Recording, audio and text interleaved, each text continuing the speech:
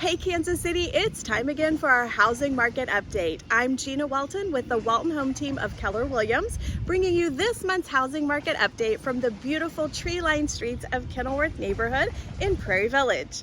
Now, when we look at Kansas City overall, May 2024 compared to 2023, we saw an increase in the number of homes closed by 2.9%, with a decrease in Johnson County by 2.7%.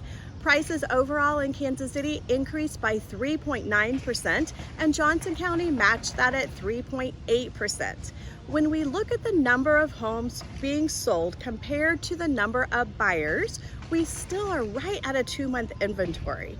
Overall in Johnson County, we saw 1 point decrease in the number of homes sold, and for Kansas City, we saw an increase of 8.4%. So still a strong seller's market. Now, our number one question of the month is, what is projected for interest rates through elections? And if we look back in history for the recent cycles of elections, when there's been an incumbent president running, there has not been a huge increase if we look at the years of 2020, 2012, 2004, 2096.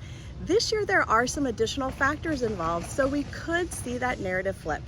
At any time, if you have questions, we are always available to see how this housing market matches your goals. So feel free to reach out. Until then, have a wonderful start to your summer here in Kansas City.